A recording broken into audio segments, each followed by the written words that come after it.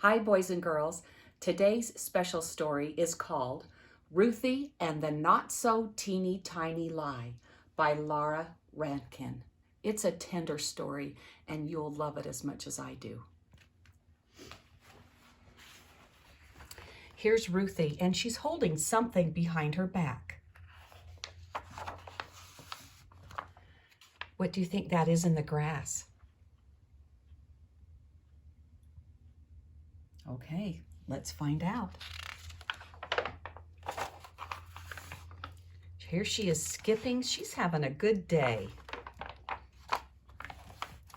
Ruthie loved tiny things. The tinier, the better. Her toys were the teeniest imaginable. She had dinky dinosaurs, itty-bitty trains, ponies no bigger than your pinky, and teddy bears that were barely there. Ruthie loved finding tiny treasures too. At the beach, she searched for the smallest seashells. The flowers she picked were no bigger than fairy wings. She even had an eggshell from a hummingbird. So see, inside is the eggshell from a hummingbird. Very tiny. And wherever Ruthie went, she carried some teeny thing in her pocket. Here she is going to school with all of her friends. Here's a friend eating a sandwich. This one's doing some work. This one's talking and visiting. And here's Martin, and he's looking out the window using his camera. Here's Ruthie, and she's reading from a teeny tiny book. One day at school recess, after jump rope and swings, Ruthie took a turn on the twirling bar. When she landed, she saw something in the grass. It was a little box with a teensy window and an even tinier button on the top. She couldn't believe her luck. It was a teeny tiny camera. And look over here. Here's Martin. He's playing ball with a friend. Ruthie looked through its little window. Then she pressed the button on the top to take a picture. Click! Just like a real camera. This was absolutely the best thing Ruthie had ever found, and it was hers. Click! Click! She tried it out every which way. Say cheese, clouds. Click! Say cheese, little bug. Click! Say cheese, school. Click! Say cheese, Martin. Click! But Martin didn't say cheese. Martin said, "Hey, that's my camera." Ruthie was startled. "No, it's not. It's mine." "Give it to me," said Martin. "It's mine." "It is not. Is too." "No, it's not," shouted Ruthie, and she raced back to class.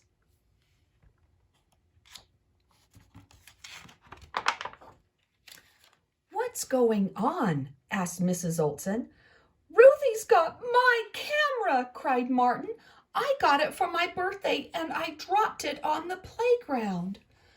But Ruthie wanted that teeny tiny camera in the worst way. "It's mine," she yelled. "I got it for my birthday." Well, that wasn't true at all. Not one teeny tiny bit.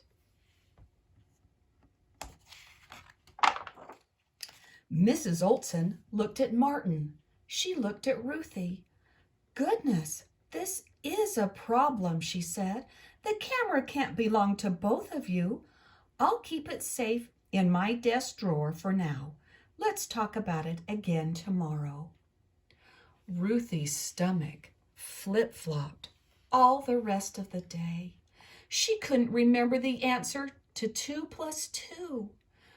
When Mrs. Olson read a story, every word flew straight out the window. You can see Ruthie right here. She doesn't look happy at all, does she? And she can't pay attention to what's going on. The bus ride home took forever.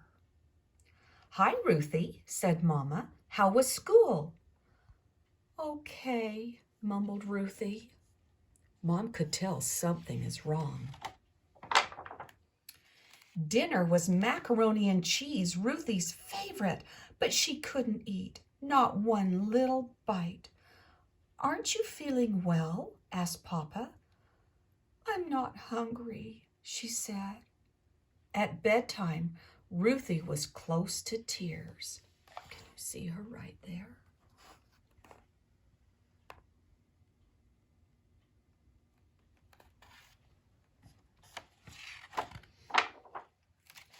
"What's the matter?" asked Mama. So Ruthie told Mama and Papa the whole story. "What do you think went wrong?" asked Papa. "I said it was my camera," cried Ruthie, "but it's not." "It's going to be okay," said Papa. "You made a mistake, and tomorrow you can fix it. I think Mrs. Olson and Martin will understand."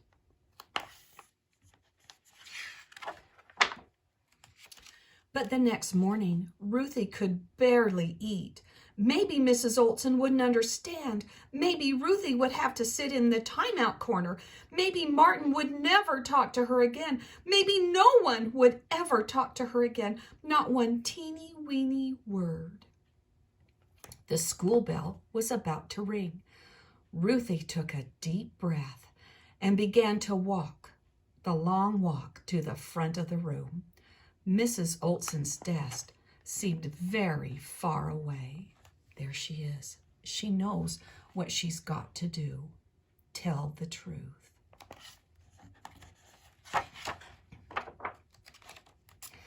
"Good morning, Ruthie," said Mrs. Olson. "I have something to tell you," said Ruthie in a very small voice.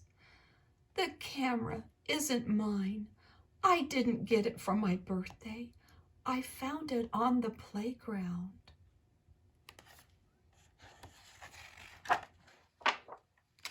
Mrs. Olson didn't make her sit in timeout corner. She didn't even look mad. Instead, she gave Ruthie a hug and kissed the top of her head.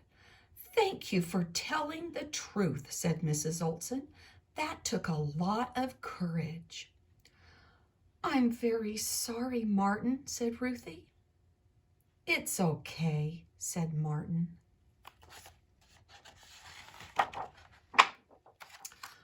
All at once, Ruthie's stomach stopped flip-flopping. She even skipped a little on the way back to her desk. She got the right answer to 3 plus 7 in math. After lunch, Mrs. Olson read the funniest story Ruthie had ever heard. You can see she's just laughing.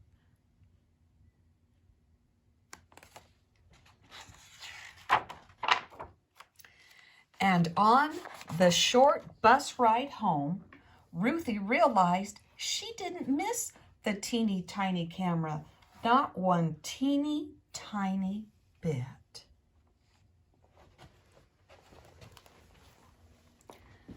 Boys and girls, what would Batman say? He would say, "Boys and girls, if you tell the truth, that's the right thing to do. But if you make a mistake, you can always go and talk to Mom and Dad." Bye-bye for now.